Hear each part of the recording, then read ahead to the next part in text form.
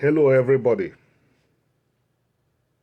I want to do a follow-up video to the one I posted yesterday, which was about the rapprochement, the potentials, the possibilities, and the advantages of the miracle we are looking at, the rapprochement between the African Americans of Igbo extraction and the Igbos, whom I would say we are not cut off from Igbo land until the 20th and 21st centuries.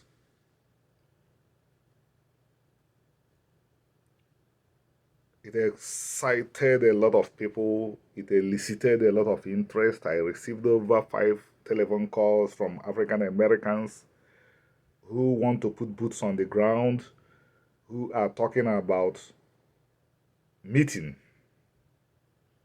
Well, I've already stated that if Chukwu keeps us alive, I will organize an elaborate new Yam Festival. That is the first fruit offerings next year.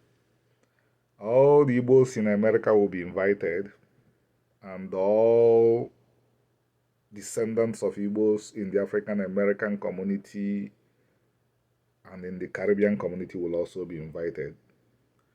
Then we will put the boots on the ground. That will be a very good rollout point. Now I'm going to dwell on why I'm talking. When we hear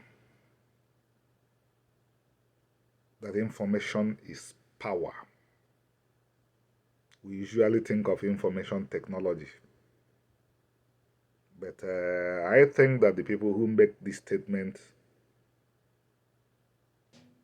may have something more than information technology in mind and probably also learn something from me. I believe that what this statement signifies is that if you have the right kind of information, the true information, you will make less mistakes. You will have a lot of shortcuts to solutions to problems. We are the first people, the Igbo people. We are the first people to practice full democracy in the world. I mean participatory democracy. Everybody has a legal, a moral right to air his opinion without let or hinder in any matter that concerns him in the Igbo community. And his opinion or her opinion must be taken into consideration. This was done in Igbo land. But because nothing is static,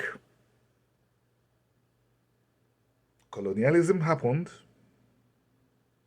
Colonialism turned the Igbo people against everything the colonialists found in the Igbo society, and this was pretty simple. Simply turn the people against their religion, turn them against Omenana, convince them that Omenana is idol worship, and without question they begin to agree with whatever you said.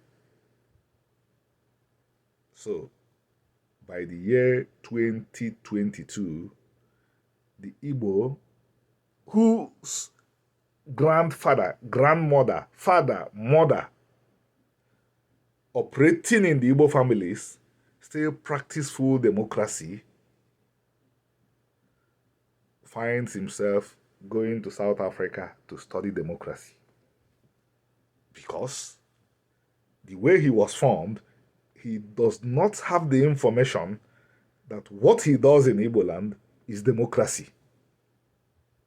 I don't want to get involved in the corruption involved, because there is corruption involved. We know about inflating budgets, but I'll use this opportunity to tell fellow Igbos, because this is the time to talk to ourselves bluntly. The era of ignorance has gone. If you touch 1 naira that is not your money, if you keep it, you will pay it 10 times. If you don't believe in reincarnation and karma, begin to believe in them now. This is by the side. I'm going to continue on the primary subjects that impelled me to make this video.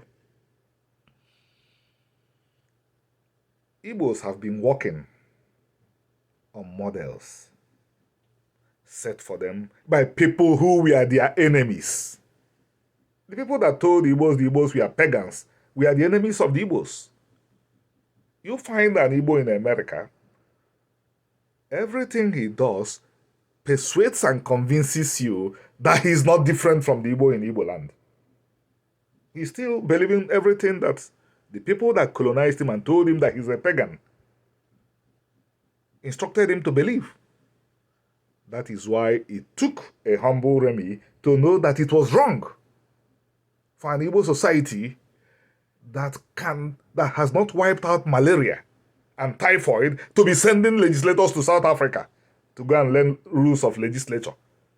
When in every Omunna in Igbo land, participatory democracy takes place. So, as I pointed out yesterday, this meeting of Igbos and African Americans will be a win-win situation. If Igbos had left the orbit of those that colonized them and had been associating with their brothers and sisters in the African American community with the intent to learn, not by convincing them that they are princes and princesses, which don't even have equivalent words in Igbo language, not coming here to tell them, oh, I'm a prince, I'm a king, I'm this, I'm that. They know that these things don't exist in the Igbo world. But they copied it from other Nigerian peoples, and when you have not had success, or when you feel you have not had success, you can try to convince yourself that you have been successful by looking for titles and giving them to yourself. So when the Igbos get on the march again, begin to interact with their brothers and sisters in the African American community, and with the intent to learn, Igbos will now begin to understand that the African Americans are able to produce the 11th largest economy in the world because of that democracy. These things don't work by magic or miracle. One of my best friends is a young man from one of the kingdoms in Nigeria.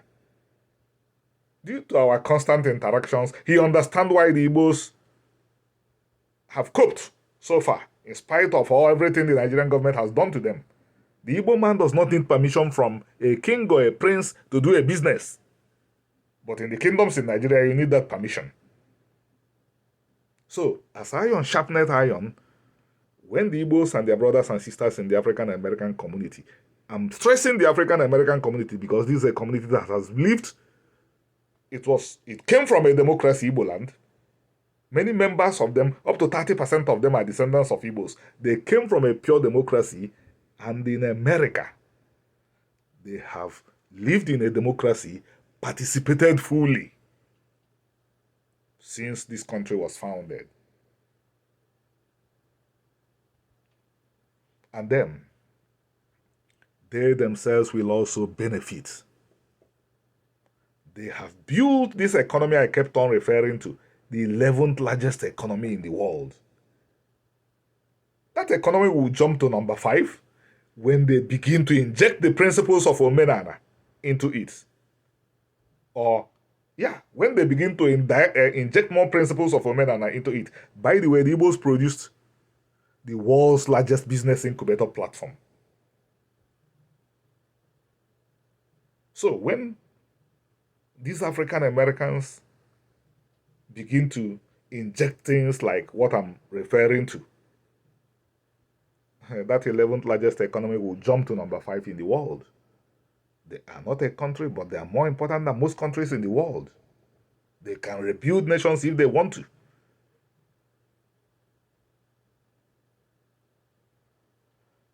I don't want this video to be more than 10 minutes, so I will make the usual appeal.